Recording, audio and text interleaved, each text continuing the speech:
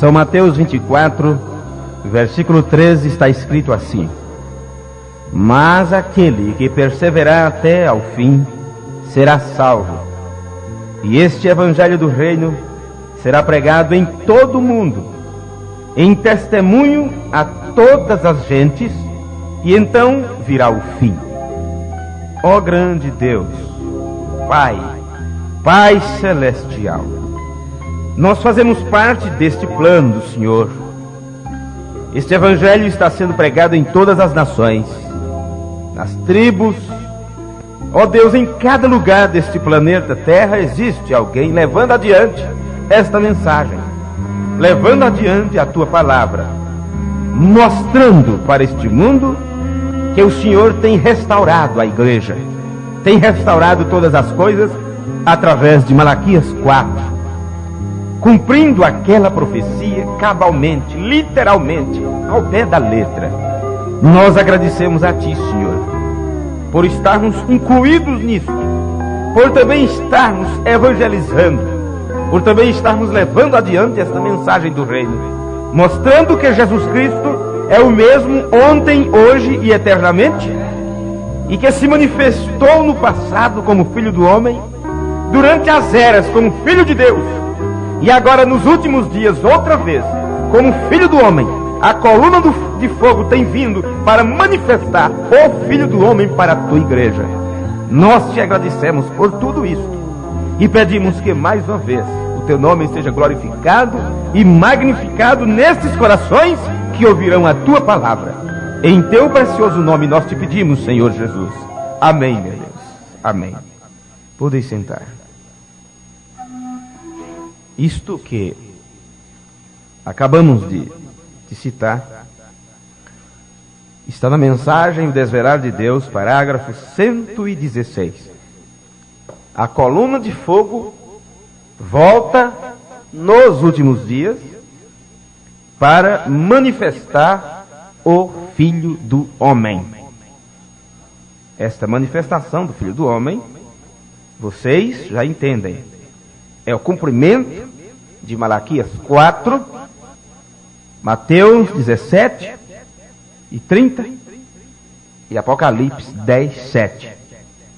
A palavra ungida nos últimos dias, manifestando o Filho do Homem. Jesus, ele disse que aquele que perseverar até o fim será salvo. Este versículo deveria causar um despertamento na mente das pessoas, um beliscão em suas consciências para se despertarem para o dia e hora que nós estamos vivendo. Porque o homem sempre louva a Deus pelo que Deus fez no passado. Nossa, grandes coisas o Senhor fez por nós, por isso estamos alegres. E estão sempre louvando a Deus e crendo que Deus fará no futuro. Mas nunca estão com seus olhos abertos para poderem ver o que Deus está fazendo no presente. Sempre se voltam para o passado para contar as histórias do que aconteceu. E gostam, amam propagar o que vem do futuro. Mas nunca conseguem ver quando aquele futuro se faz presente. Quando aquele futuro, aquela profecia que fala de um futuro, o tempo vai passando e chega no momento daquilo se cumprir. Aí as pessoas não veem, fica colocando aquilo outra vez para o futuro. Sempre só viram o passado e olharam para o futuro. Esqueceram-se sempre do presente.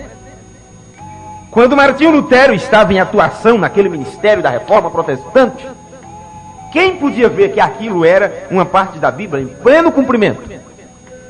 As pessoas não viam. Ele foi perseguido em todos os sentidos. E os seus seguidores, aqueles que tiveram a coragem de deixar de lado os dogmas da igreja mãe, eles foram perseguidos, foram mortos, foram exterminados. Eram os hereges, eram os bodes, os sapos e todos os nomes pejorativos de baixo escalão que poderiam serem taxados. Eles foram, mas era a Bíblia se cumprindo e eles não podiam ver. Jesus aqui no livro de São Mateus, capítulo 24, Ele inicia então um sermão profético, profecia, espírito de profecia, que se manifestaria ou se cumpriria em cada era, em cada época, em cada dispensação da igreja aqui na terra. Jesus propagou, falou deste sermão, e através disso, eu gostaria de, através desta mensagem, neste culto, fazer um chamado urgente ao povo de Deus, para entenderem, visualizarem o que é que Deus está realizando hoje, o que Deus está fazendo agora. Nós sabemos, meus amigos cristãos e ouvintes da palavra de Deus, que estamos vivendo no tempo do fim, os últimos instantes da Igreja de Cristo aqui na terra, porque os sinais que podem ser vistos, percebidos, mostra que nosso Senhor Jesus Cristo nos tem dado estes sinais, nos disse a respeito destes sinais, e nós o temos visto estes sinais se cumprindo a cada dia, a cada momento, em cada esquina você vê os sinais do tempo do fim. Um dos sinais do tempo do fim que você pode ver é quando você encontra homens com seus cabelos crescidos, amarradinhos lá atrás, rabinho de cavalo, né? Se tornam delicados até, com suas tranças. Isso é um sinal do tempo do fim. Quando eles imitariam ou desejariam parecer com mulheres, e as mulheres também parecendo com os homens. Isto é sinal do tempo do fim. Um chamado urgente para o povo de Deus, para se aperceberem, enquanto é tempo, enquanto Deus ainda está falando. Um dos sinais para que mostra o tempo que estamos vivendo são os falsos ungidos no meio do povo chamado povo de Deus. No livro de São Mateus, capítulo 24, versículo 5, Jesus disse: porque surgirão, muitos virão em meu nome, dizendo: eu sou o Cristo, e enganarão a muitos. Eu quero que vocês percebam, juntamente comigo, que não está escrito que eles viriam dizendo que eram Jesus. Só um demente mental, louco, que nem sequer, o diabo não faria uma coisa tão boba como essa. Alguém se intitulando: eu sou Jesus. Qualquer um que está nesta posição, que até aparece em câmaras de televisão, em programas, em entrevistas, não serve para outra coisa a não ser uma chacota, um palhaço, que é exibido publicamente. Porque os falsos dos últimos dias não viriam com coroazinha de espinho, ou imitando uma voz imposta, falando que é Jesus, ou reencarnação de Jesus, sentado num troninho, com mulheres lhe servindo ali. Não! Isso não é cumprimento ainda em Mateus 24, versículo 5. Muitos virão em meu nome. Esses não viriam dizendo que era Jesus. Os falsos, eles vêm dizendo que eu sou ungido, o enviado de Deus, um missionário, um pastor, um evangelista. É a unção. Eu sou o Cristo. Em outras palavras, eu tenho a unção de Jesus para fazer o trabalho, para realizar a obra, para fazer isso, para fazer aquilo. E a Bíblia diz: eles enganarão a muitos. Eles não dizem que é Jesus, mas dizem que a unção de Jesus está nele, e tem unção para curar enfermo, para expulsar demônio, para fazer grandes trabalhos, grandes obras, grandes maravilhas, porque Jesus disse que até fogo poderiam fazer descer do céu à vista das pessoas, e todas estas coisas. Eles não viriam dizendo: eu sou Jesus. Não, mas vem como um falso Cristo, ou um falso ungido. Mateus capítulo 24, versículo 24. Jesus disse: porque hão de surgir falsos cristos e falsos profetas.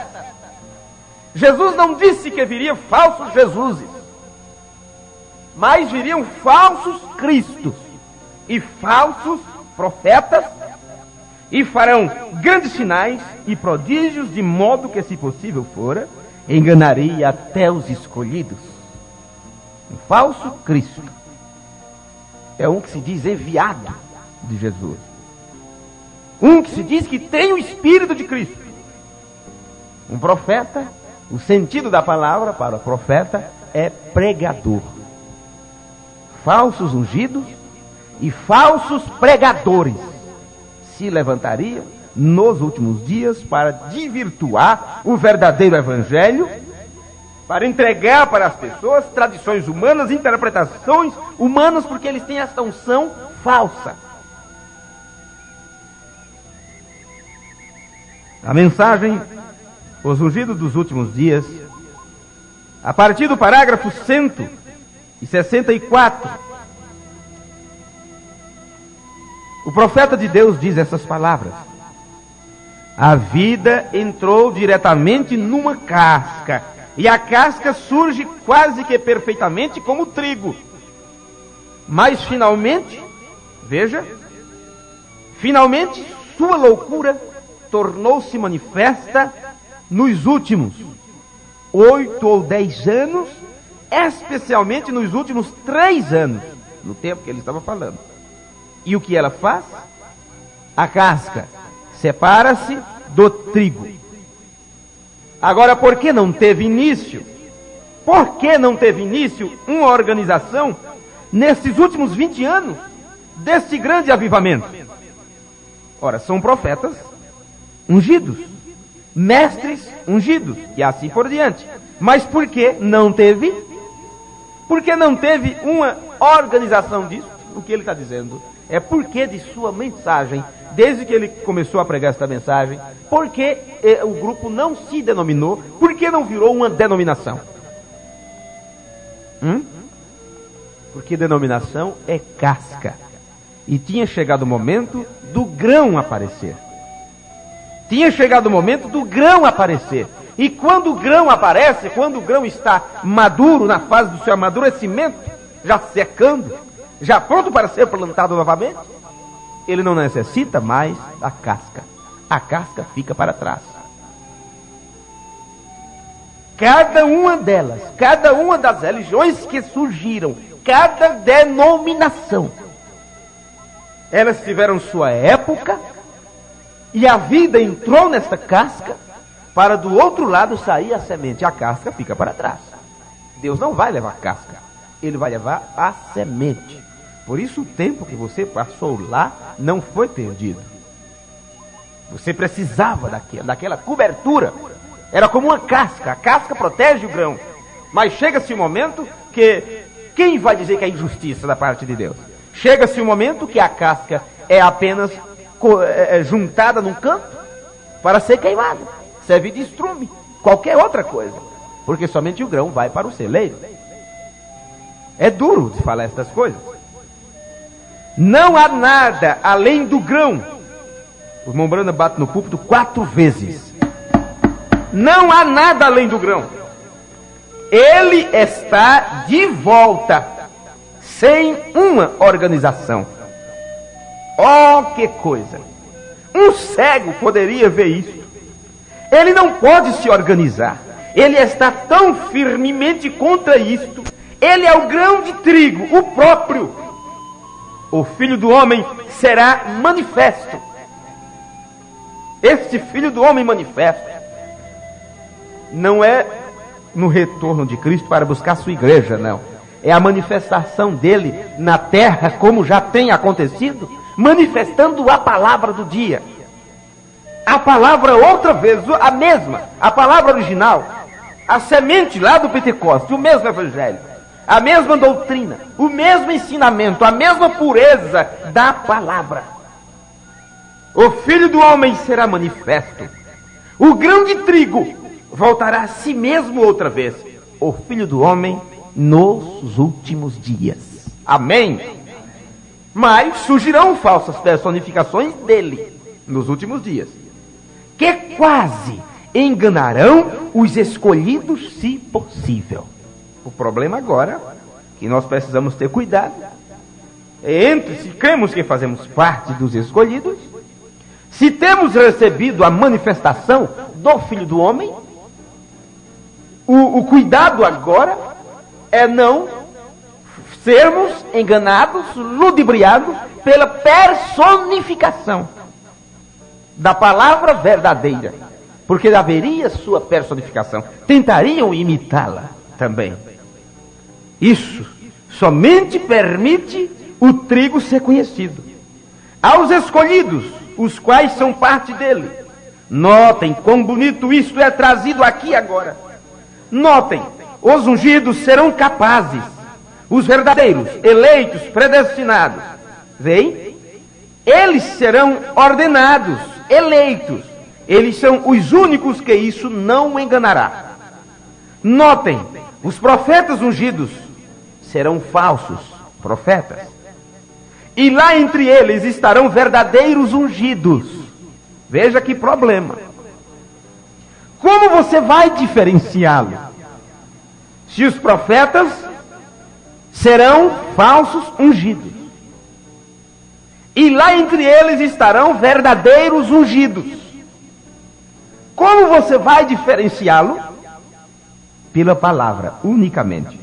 Como nós o temos em sombra. Vocês veem isto? Estão vendo isto?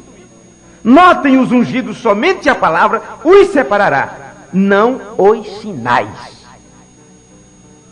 Preste atenção, vou repetir outra vez. Notem os ungidos, somente a palavra os separará, não os sinais. Porque os sinais, tanto os verdadeiros têm, como os falsos também têm os sinais. Se não tivesse, não teria as palavras de Jesus em São Mateus 7. Naquele dia, muitos chegarão diante de mim dizendo: mas em teu nome eu fiz sinais, prodígios e maravilhas. Apartai-vos de mim, que praticais a iniquidade. Sim, eles podem fazer grandes coisas em nome de Deus, em nome de Jesus. Recebem bênçãos, coisas tremendas. Mas aquilo não será para engrandecer o nome de Deus, mas o nome de suas próprias denominações, seus próprios nomes. Vem? Os profetas ungidos serão falsos, e lá entre eles estarão verdadeiros ungidos. Como você vai diferenciá-los? Pela palavra. Note a doutrina, note o que ensina, o que pregam. Não é só falar que Deus é bom que está tudo bem. Esse é o problema que o mundo religioso enfrenta com o povo da mensagem. Porque enquanto estão preocupados em chamarem as pessoas que estão no mundo, como dizem, dizendo que se eles não se converterem, se não aceitar Jesus, vão para o inferno, o povo da mensagem está dizendo para todos os religiosos, católicos, protestantes, espíritas, todos, se não se arrependerem e se não se batizarem em nome do Senhor Jesus Cristo, não receberão o Espírito Santo. E aquele que não tem o Espírito Santo está marcado com a marca da besta. E aí? Quem gosta de um povo desse? É duro esse discurso. Quem aguenta? Quem pode ouvir? Contra tudo e contra todos.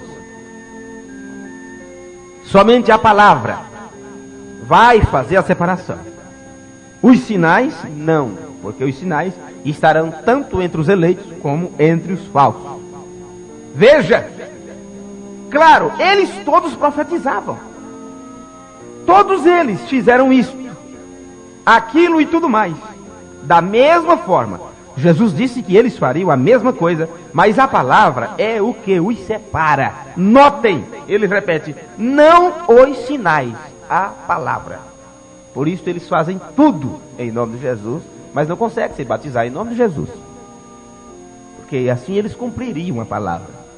Eles fazem qualquer coisa, as pessoas farão qualquer trabalho dentro do sistema religioso, mas eles não conseguirão obedecer a palavra como os apóstolos obedeceram.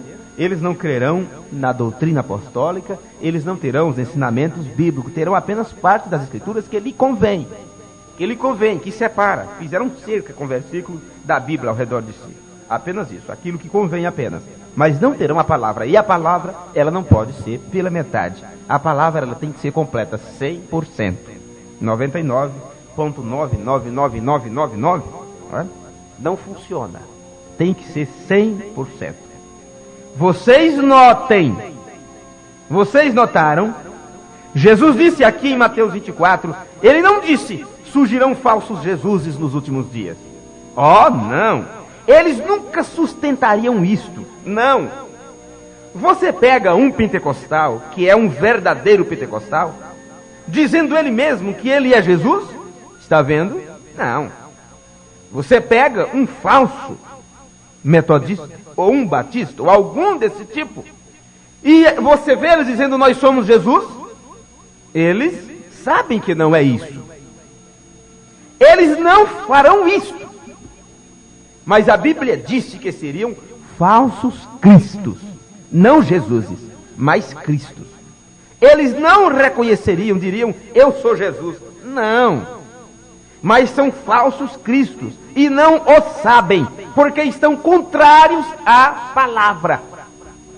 Qualquer coisa contrária à palavra é anticristo. E Deus vindica o mesmo. O que é interessante é que Deus vindica. Dá vindicação para os falsos cristos. Eles pedem e recebem. Porque Jesus disse, Jesus não falou que era só uma determinada classe de pessoas. Eles pedem e dá-se-vos-á. É qualquer um que pedir, é qualquer um que buscar. É qualquer um que implorar, é qualquer um que bater na porta. Por isso que a Bíblia diz, no livro de Salmos, ele subiu ao alto, levou cativo ao cativeiro, e deu dons aos homens e até aos rebeldes. E os rebeldes, quando recebem as dádivas de Deus, aquilo serve como uma maldição para eles. É uma coisa boa, é uma bênção, um dom que eles recebem. Mas aquilo faz com que eles digam, então Deus me ama, Deus gosta de mim, porque Ele me abençoou. Então está tudo bem. Não tem por que mudar de vida. Deus me ama assim, veja. Não tem por que estar me acabando como eles lá, fazendo aquilo. Deus é maravilhoso. É assim que está milhões de pessoas, milhares de religiões, sem uma mudança de vida, sem procurar ter a natureza de Cristo, sem procurar viver a palavra. Porque da maneira que estão recebendo. Deus está derramando bênção. E eles não sabem que isto é uma coisa normal, natural. A natureza mostra porque isso acontece. É como a chuva que é derramada sobre maus e bons. A chuva não cai apenas sobre a plantação, sobre o milho, cai também sobre o lajeiro, sobre o espinho, sobre todo tipo de planta. São bênçãos. O sol, dizem, nasceu para todos, mas a sombra é só para quem merece, né? E às vezes a sombra não é só para quem merece, é para os preguiçosos. Não tem coragem de ir para o sol. Aí por isso morre com a apagada, né? Porque não tem o brilho do sol. Mombrana fala isso na mensagem, creio que é o nascer do sol, onde ele diz, não adianta, a pessoa está lá dentro da caverna, lá sem a luz solar bater nele, ele fica com aquela cor apagada, amarelo, doente, e alguém diz, vem fulano, para fora da caverna, o sol está brilhando. Ele diz, não, aqui está bom, que é isso, que não existe coisa como o sol, não existe tal coisa, eu nunca vi ele. Então, vai morrer lá dentro da caverna, da cor do papelão. Vocês notaram? Jesus nunca disse que seriam falsos Jesuses, mas falsos Cristos. E eles são falsos Cristos e não sabem, porque estão contrários à palavra, e Deus vindica o mesmo. Agora, eu estou trazendo isso direto à hora de mostrar os fatos, porque vocês têm visto a mesma coisa ser realizada por estas pessoas, que têm feito na realidade, e Jesus disse que é assim. Agora, como eu disse para vocês no telefone, aí, pregando conexão telefônica, eu não estou lhes condenando, mas esta é minha igreja e meu grupo sobre o qual o Espírito Santo me colocou, e eu tenho de lhes dizer a verdade. A hora está ficando tarde. Quer dizer, outras pessoas que porventura estiver ouvindo, não pense que estou contra vocês. Não estou condenando quem quer que seja, apenas mostrando que o sistema do homem tem feito com as pessoas. Eles não tolerariam isto. Se viesse alguém dizendo, eu sou Jesus, porque não é falso Jesus, mas falsos cristos, falsos ungidos, quase com todo sinal, veja, quase com todo sinal e toda letra da palavra. Eles creem em batismo do Espírito Santo? Absolutamente. Eles creem no batismo do Espírito Santo e buscam o batismo do Espírito Santo, e choram, jejuam, clamam, fazem campanha pelo batismo do Espírito Santo. E o certo é que, como eles têm uma unção falsa, e Deus vindica isso para que eles continuem sendo enganados, eles recebem um dom do Espírito Santo, e pensam, por causa do ensinamento que eles já obtiveram, que aquilo é o Espírito Santo, e pronto. Olha, se você é batizado com o Espírito Santo, o que te falta mais? Se é o Espírito Santo que te sela para a eternidade. Então eles aprenderam que se falar em língua já tem, foi batizado com o Espírito Santo. Então uma pessoa dessa, como é que você vai mostrar para essa pessoa que ela precisa voltar do início, dar o primeiro passo de fé e ser batizado? Conversa, já estou selado. Vê onde está o engano? Porque na realidade não receberam o Espírito Santo, receberam um dos dons do Espírito Santo. E esse dom do Espírito Santo, tanto falar em língua, como profetizar, como o dom da palavra, como o dom de fé, qualquer pessoa, qualquer rebelde pode ter.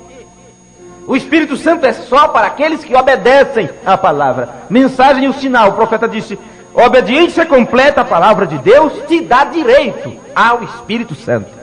E como é que as pessoas têm o Espírito Santo? Se nem sequer aceita o batismo que o Espírito Santo instituiu no dia de Atos, no dia de Pentecostes. Veja que erro tão tremendo as pessoas estão, o quanto que tem sido engodada pelos falsos cristos, os falsos ungidos e os falsos profetas, falsos pregadores. Veja, eles creem em batismo do Espírito Santo absolutamente, creem em tudo isto, creem em falar em línguas, sim, creem que sinais de maravilhas seguem, que esses sinais o seguirão, sim. Estes são, e ele cita aqui o nome de várias igrejas, vem? Estes são os últimos dias, onde esse Espírito se manifestaria. Agora, a primeira era da igreja nunca teria notado isso, vem? A era da igreja wesleyana não notou, eles nunca notaram, nunca foi notado isso na era da igreja batista, nem da presbiteriana, nunca notaram. Porém, os pentecostais, o movimento pentecostal veio para o Brasil em 1910.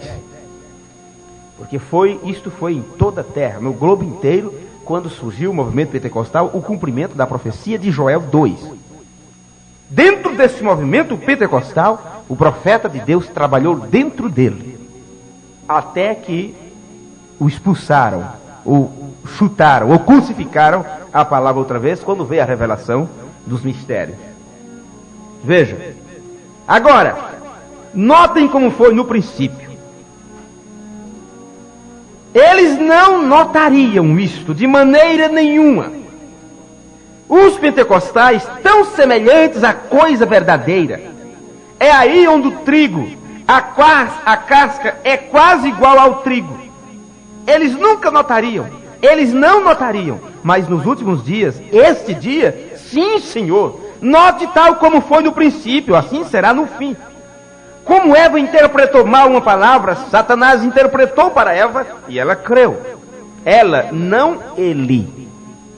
Ela, Eva, não ele, Adão. O que é que isso quer dizer? Ela, a igreja, tem sido enganada pela interpretação. Não ele. Não ele. Ele quem? A palavra. Veio? Foi a igreja que recebeu a falsa palavra. Não Adão, foi Eva. Não Cristo, foi a igreja. Olha, a noiva, a ungida, que se supõe ser, que se chama de noiva, ela recebeu a falsa palavra lá no passado. Não pode você ver isto? Isto se entrelaça como um cadarço de sapato, como os cílios dos seus olhos. Ora, a tudo que você chegar, a Bíblia, ela entrelaça tudo. Foi Eva, não Adão. Eva creu, não Adão. A noiva hoje, assim chamada, creu, não Cristo. A noiva tem todas as espécies, assim chamada noiva. Ele está englobando todas as religiões que se diz noiva de Cristo, igreja de Cristo. Veja, tudo, os mesmos sinais, os mesmos prodígios, tudo a mesma coisa, mas não a verdadeira. Vem? A Bíblia diz que esse Espírito enganaria até os escolhidos se fosse possível.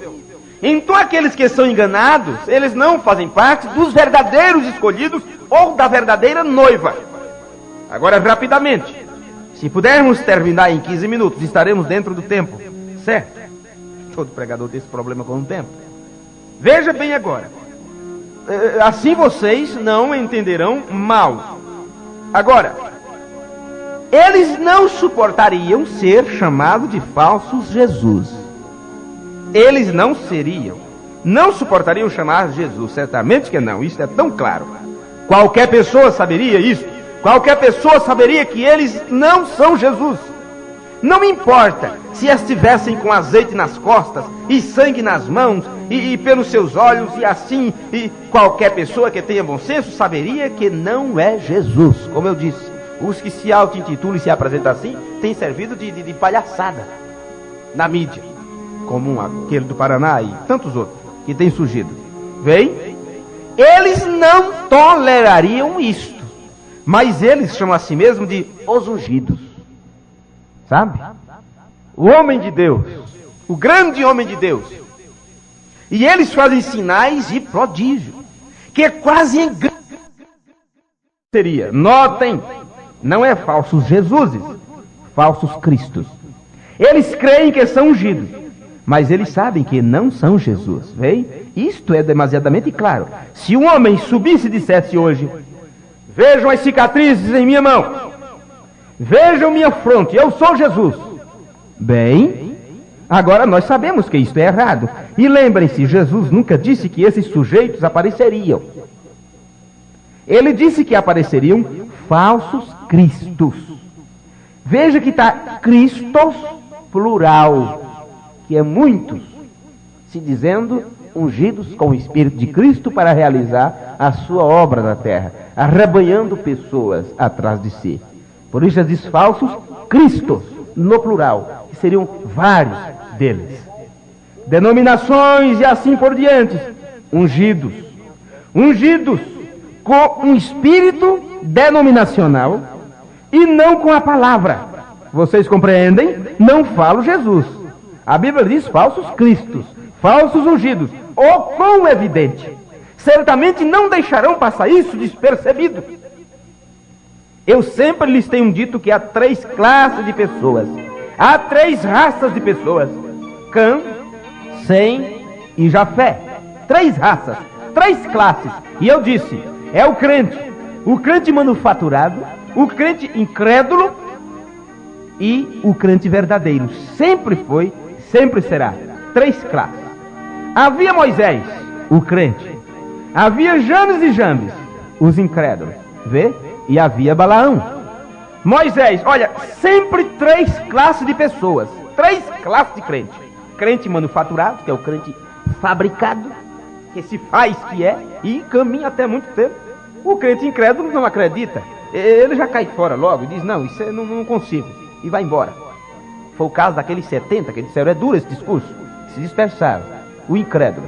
Mas o manufaturado, ele fica que nem Judas até o último instante. Só não consegue passar pelo Pentecoste.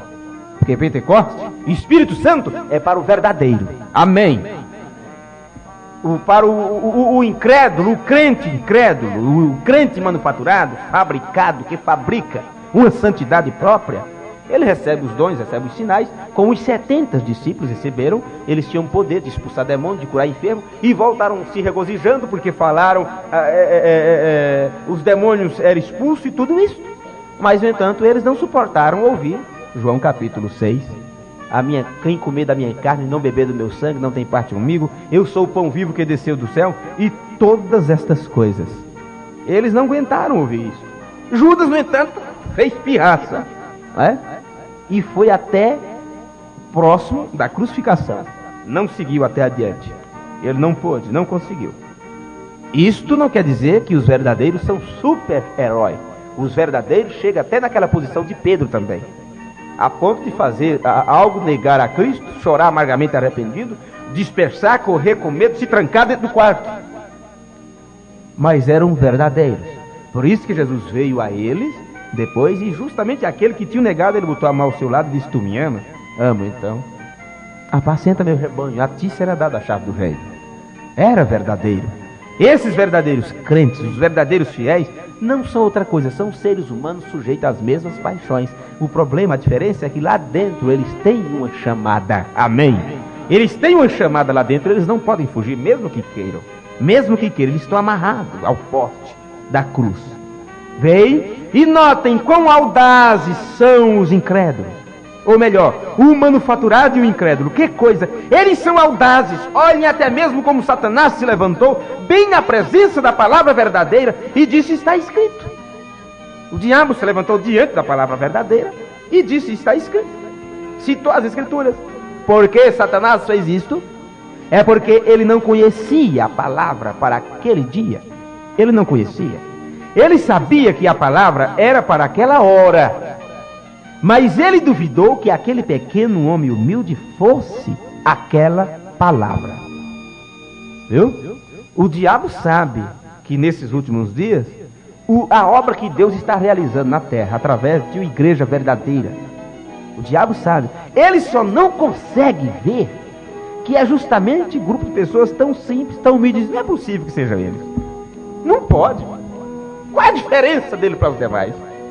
Tudo indica que aquele lá é que são, aquele outro grupo é que são. O fariseu, o sumo sacerdote, tinha mais aparência do que Jesus. Ele tinha até uma linhagem correta, pela qual veio. Ninguém podia dizer que ele era um bastardo, mas Jesus, todo mundo dizia, é um bastardo. Levantaram tudo quanto é de ideia a respeito de Jesus em seu dia. Aquela moça estava desposada, estava prometida, faltava só o trâmite final do casamento, teve que viajar a serviço. Quando voltou, tantos meses depois, está ela já para dar à luz. Que vergonha, um bastardo. Você não imagina a dificuldade que Jesus enfrentou com os colegas, de escola, na sinagoga, e tudo por causa desse passado. Mas quem ia falar alguma coisa contra o sumo sacerdote? Mas para Jesus, todo mundo apontava o dedo e dizia que ele tinha demônio, que era um louco, o sol tinha queimado seu cérebro lá no deserto e todas essas coisas. E o diabo disse: não é possível que seja esse homem tão humilde e tão simples. Se olhasse entre Jesus e os outros 12 apóstolos, ele não tinha aparência mais bonita do que os outros. A Bíblia diz que ele não tinha parecer nem formosura. Ele não era mais bonito, mais elegante do que os outros, ele era comum. Era tão comum como os demais, que para poder ser identificado no jardim do Getsemane, no horto, teve que haver uma combinação, um código, tinha que ter um beijo lá para dizer aquele que eu beijar. Na verdade estava um pouquinho uma penumbra, um pouquinho escuro e tal, e todos pareceriam iguais, todos se vestiam iguais, aquelas roupagens da época. Teve que haver um beijo ali, o sinal judicial, olha, aquele que eu beijar, então pode prendê-lo. E Jesus não era visto todos os dias do templo, discutindo nas sinagogas, nas praças, ressuscitando. Quem em Jerusalém não conhecia aquele personagem? No entanto, no meio de uma multidão, não era diferente. Se vestia igual, o cabelo era igual, pó nos pés igual aos outros. O diabo disse: não é possível que seja esse homem humilde e simples. Eu vou ver se ele faz alguma coisa dentro de mim. Se tu és o Filho de Deus, então faz isto. Faz isto. O que ele não entendeu é que realmente Deus não faz espetáculo público. Enquanto o diabo pedia para ele fazer alguma coisa, ele disse: está escrito. Está escrito. Jesus nos deu a prova, nos deu o exemplo. A única maneira de vencermos a Satanás, não importa com qual máscara ele venha, é se esconder por trás do que está escrito. Só isso. Amém. Se você conseguir mostrar para o diabo o que está escrito, é o suficiente para derrotá-lo. Eu creio nisso. Por que Satanás fez isto? Porque ele não conhecia a palavra para aquela hora. Ele sabia que a palavra era para aquela hora, mas ele duvidou que aquele pequeno homem humilde fosse aquela palavra. Por isso ele disse: se tu és o Filho de Deus, Eu sei que o Filho de Deus vem, porque ela disse que ele faria isso, e está escrito: ele dará a seus anjos ordem a teu respeito. Estão vendo? Provam para mim, faz o milagre, deixa-me ver fazê-lo. Estão vendo? Vejam o incrédulo, o crente manufaturado, o imitador. Vejam Judas bem no meio deles, ao mesmo tempo, crente manufaturado. Notem, e lá estava a palavra verdadeira. Quão audazes eles são! Agora não dê atenção a essa insensatez. Isto não tem nada de extraordinário, não vá lá. É apenas um alvoroço, não tem nada de extraordinário nisso. É tudo ficção. Isso está em sua mente. Veio o que eu quero dizer? Se colocam bem na presença da palavra e dizem isto. Satanás entrou, como a Bíblia disse aqui em Judas, até mesmo o arcanjo, quando contendia com Satanás, disse: o Senhor te repreenda. Vem contra a própria palavra. E aqui está o anticristo, o ungido, de pé aqui, contra a genuína palavra do dia. Veja, Jesus Cristo disse: está escrito. Vejam nos últimos dias. O que ele está dizendo é isso, o que ele quer dizer para nós. Agora observe hoje, os acontecimentos de hoje. Estaria tão parecido que enganaria até mesmo os escolhidos, se fosse possível. Ó, que coisa! A razão pela qual os escolhidos não serão enganados, vocês sabem por quê? Por que é que os escolhidos não podem ser enganados? São mais inteligentes do que os outros, oram mais do que os outros, jejuam mais, buscam mais a Deus, fazem mais sacrifício, são melhores em algum aspecto. Por que é que os escolhidos não são enganados? Vocês sabem por quê? Esta é a pergunta, a resposta é esta: é porque eles são a palavra. Amém! O que é o Filho do Homem? Manifestar a palavra. A coluna de fogo veio fazer isto: chamar os eleitos de Deus, dizendo: vocês são parte da palavra, vocês são parte de Deus. Por isso que não podem estar no mundo, vocês não podem estar na casca. Vocês são semente. O que é semente? O que é a semente eleita? Jesus disse: a semente é a palavra de Deus. Cada filho, cada filha, cada cristão, ela é parte disto. Ela é a palavra que se manifesta, porque Cristo se manifesta nela. A noiva, ela vive a palavra a ponto de se tornar a palavra. Por isso que ela recebe o nome do noivo. Por isso que o que a noiva diz, o Espírito diz a mesma coisa. O Espírito e a noiva dizem a mesma coisa. Isso está em Apocalipse capítulo 22. O Espírito e a noiva dizem o quê? A mesma coisa. Ora vem Senhor Jesus. Amém? Terminando aqui. Falsos ungidos e falsos profetas viriam nos últimos dias. Isto você acabou de entender um pouquinho sobre isso. Isso é o primeiro ponto. O segundo, guerras e rumores de guerra. São Mateus capítulo 24, versículo 6. E ouvireis falar de guerra, rumores de guerra. Olhai, não vos perturbeis, porque é necessário que assim aconteça, mas ainda não é o fim. Um outro ponto seria pestilência, doenças, terremoto, luta de homem contra o próprio homem, nação contra nação. Isto de uma forma em geral. Quando não é a guerra física de matar, tem outros tipos de guerra que não chega ao ponto de derramar sangue, mas chega ao ponto de matar também em vários aspectos. Mateus capítulo 24, versículo 7. Porque se levantará nação contra nação, reino contra reino, e haverá fomes e terremotos em vários lugares. Tudo isto estaria dentro do tempo do fim. O quarto ponto, um dos sinais também, é o que está em Daniel capítulo 12. Daniel capítulo 12, versículo 4. Diz que a ciência se multiplicaria nos últimos dias. A ciência estaria multiplicada. E eu sempre tenho pensado isto junto com os irmãos. Pense, volte a sua mente para 100, 150, 200 anos atrás. Não precise ir mais longe do que isso. e você vai encontrar um lugar selvagem, vamos dizer assim. Você não vai ver avião voando de um lado para o outro, ninguém com pressa. Você não vai ver carros em altas velocidades, pessoas querendo se apressar mais do que 100, 120 por hora. Não, nada disso. Apenas a carrocinha ali, dependendo do trotezinho do cavalo. Mas por que de repente cientistas se levantaram?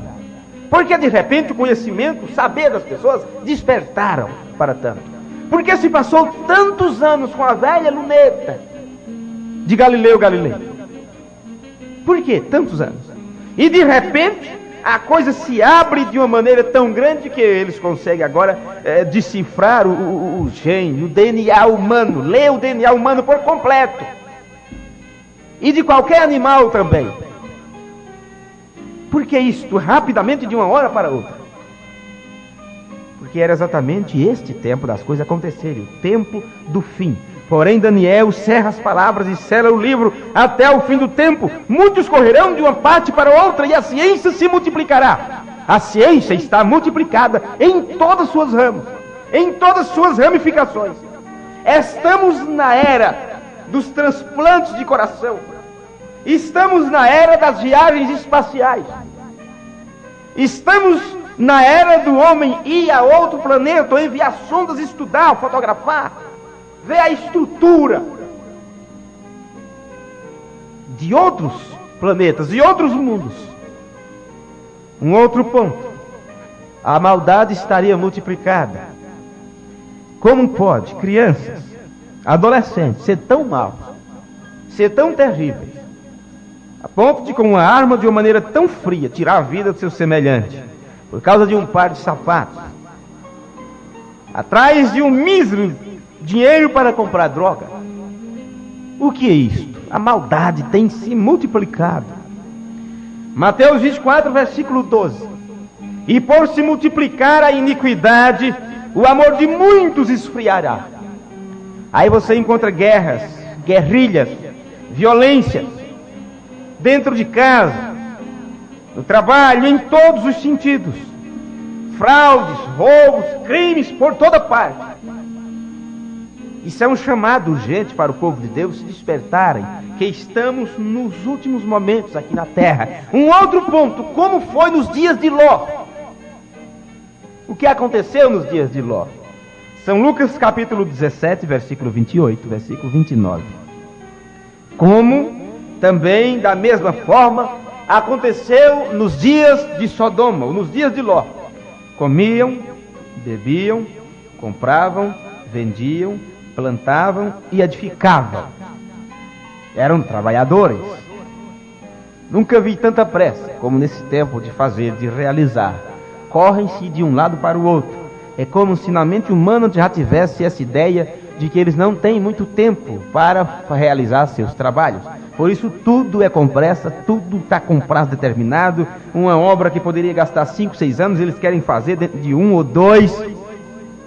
Porque o tempo está contado e lá no seu íntimo eles percebem que precisa realizar tudo o que tem que ser realizado dentro desse espaço de tempo, e é muita coisa que tem que ser feito. Por isso que a Bíblia, quando fala sobre Satanás, diz: ai da terra e dos que nela habitam, porque o diabo foi lançado para lá e ele sabe que tem pouco tempo, então ele trabalha 24 horas. É muita coisa que ele tem que fazer e ele sabe que é pouco tempo para eles. Bem, estamos vivendo no tempo de maior corrupção que se possa imaginar.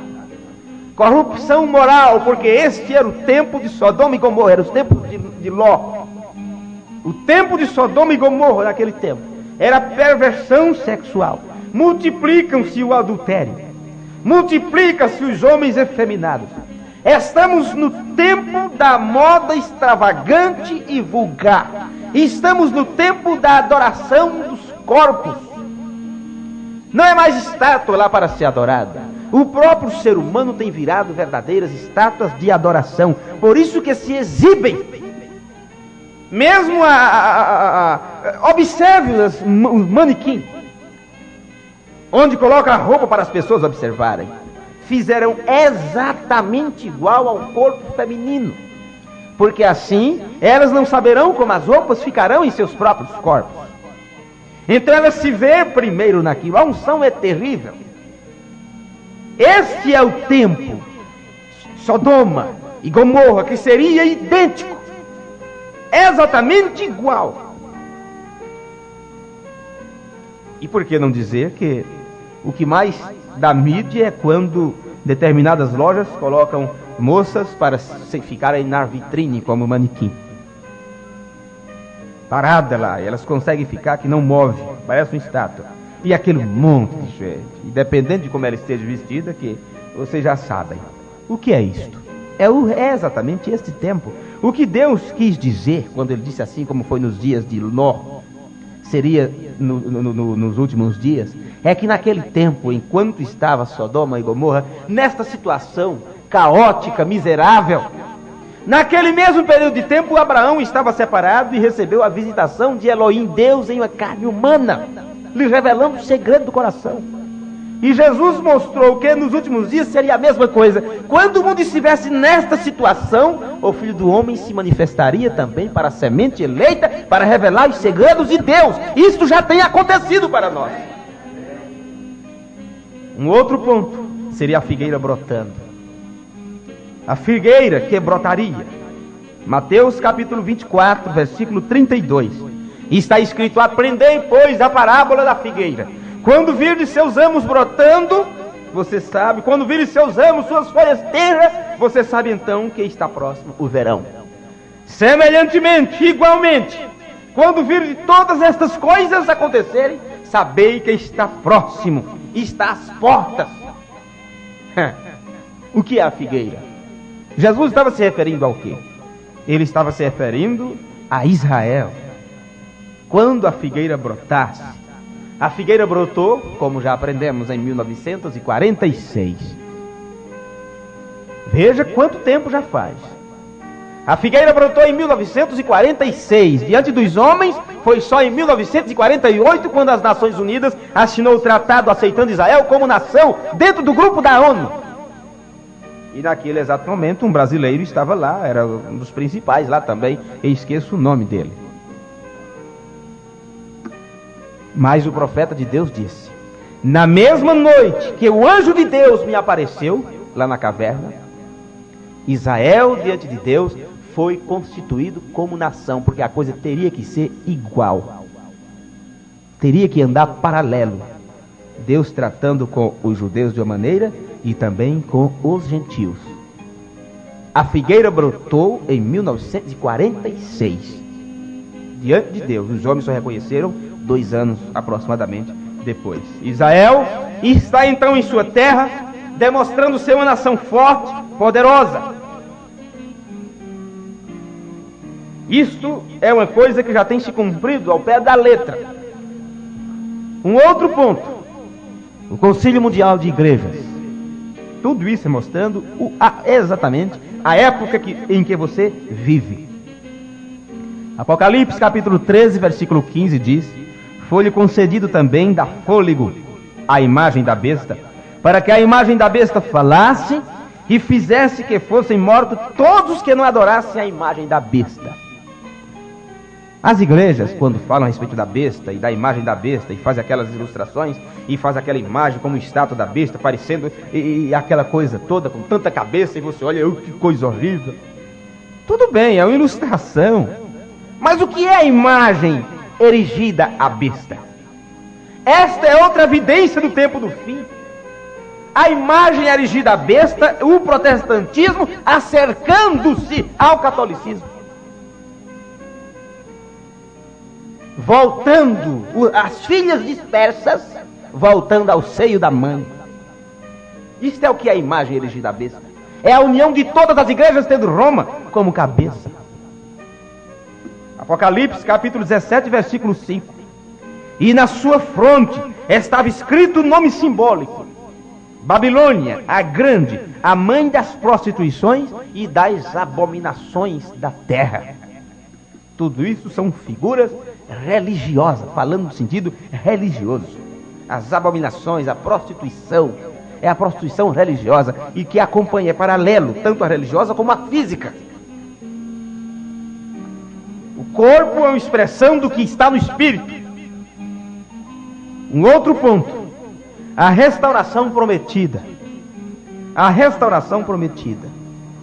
No livro de Joel, capítulo 2, versículo 25, está escrito: assim eu restituirei os anos que foram consumidos pela locusta, pela devoradora, pela destruidora e pela cortadora.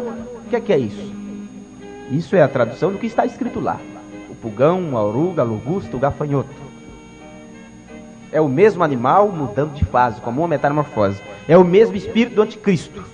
Cavaleiro do cavalo branco, conquistando. No primeiro selo, cavaleiro do cavalo vermelho, matando. No segundo selo, cavaleiro do cavalo preto, vendendo salvação. Roma vendendo indulgência. Na abertura do terceiro selo. E o cavaleiro do cavalo amarelo, a mistura dos três, tendo morte e o inferno o seguindo, porque é para onde está caminhando, arrastando tudo que conseguiu conquistar desde quando estava montado no cavalo branco, conquistando.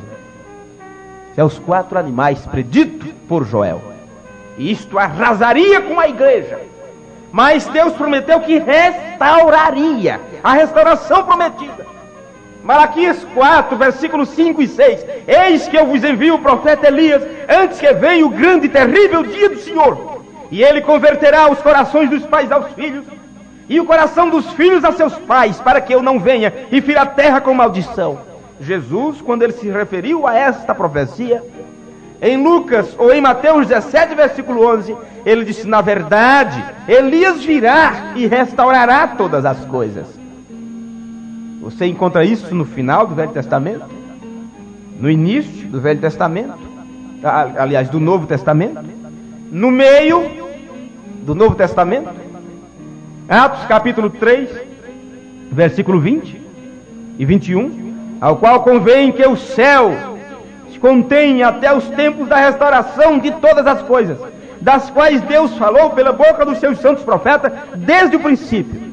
O mensageiro que o Senhor havia prometido para restaurar tudo, para restaurar todas estas coisas, teria que ser antes da segunda vinda, para alertar a igreja, para alertar os filhos de Deus, para alertar os eleitos sobre todos estes acontecimentos.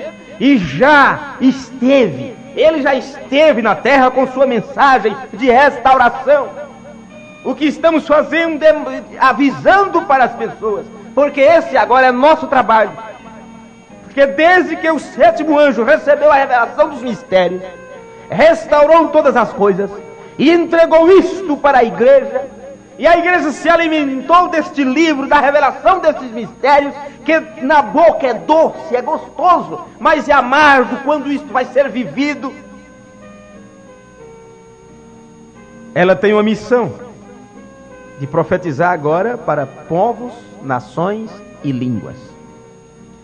O que foi dito para o profeta é que tu profetizarás, tu irás a reis, monarcas e demais. É a missão dele. Mas da igreja profetiza agora para povos, nações e línguas, porque tem que ser este evangelho do reino, como lemos no início. Ele terá que ser levado a todo mundo, a toda a terra, para então vir o fim. É conveniente que meditamos no significado deste alerta de Jesus aos seus discípulos, quando ele disse: quando estas coisas começarem a acontecer, levantai vossas cabeças, porque vossa redenção está próxima. Quais são as coisas? É exatamente estes pontos que acabamos de citar. Quando vir destas coisas acontecer, é tempo que é levantar a cabeça, olha para cima, fixe em cima, esqueça-se aqui da terra, viva numa atmosfera espiritual, a ponto da gravidade da terra não ter força sobre você, porque ela tem que perder a força sobre você para que você saia dela. Levantai vossas cabeças, porque vossa redenção está próxima. Estamos no finalzinho deste tempo. Estamos nos últimos instantes da igreja aqui na terra. Pela graça de Deus, nós conhecemos a mensagem que Ele tem enviado para alertar, para nos vestir com esta palavra, para nos instruir antes do rapto. E nós pensamos que agora nós temos que pensar no resto das pessoas, em outras pessoas, que também são sementes predestinadas de Deus, e que ainda estão dormindo dentro do sistema denominacional, protestante, católico, espírita, umbandista, seja onde for, em qualquer invenção humana, dentro de qualquer sistema criado pelos homens. Esta mensagem está aí para despertá-los. E cremos que é nossa responsabilidade em fazer com que esta mensagem os alcance e os desperte. Porque este é um chamado urgente para o povo de Deus. Amém? Nós temos que levar adiante estas publicações. Temos que levar adiante estas palavras. Rápida, o mais rápido que pudermos. Porque o tempo é muito curto. Portanto, o chamado ao povo de Deus para o tempo do fim tem vindo com este propósito. E que cada um de nós possamos ser colaboradores para que esse chamado alcance a semente predestinada. Amém? Coloquemos-nos de pé. Senhor, eu poderia me esforçar o tanto que fosse e falar a Tua palavra, mas nós dependemos inteiramente do Teu Espírito para nos revelar estas coisas. Te peço, Pai bendito, que o Teu Espírito Santo, nesse instante, possa ampliar isto nos corações dos meus irmãos, daqueles que me ouvem através desta emissora de rádio, daqueles que ouvirão futuramente na gravação, que todos possam receber o chamado urgente do Senhor para o Teu povo. E nos ajuda, Senhor, a viver esta palavra. Obrigado pela compreensão da Tua palavra. Obrigado pelo que o Senhor nos tem enviado. Nós não somos merecedores disso. Nós não merecemos nada disso. Por isso, há em nós esse sentimento de gratidão e dizemos: obrigado, Senhor. Obrigado por isto que o Senhor tem feito por mim. Grandes coisas o Senhor tem feito por mim. Por isso eu estou alegre. Por isso eu estou contente. Eu não merecia, mas o Senhor me deu. Por isso eu digo muito obrigado. Aceita a gratidão do Teu povo e dá-nos uma semana abençoada. Nós te pedimos em Teu precioso nome, Senhor Jesus. Amém, meu Deus. Amém.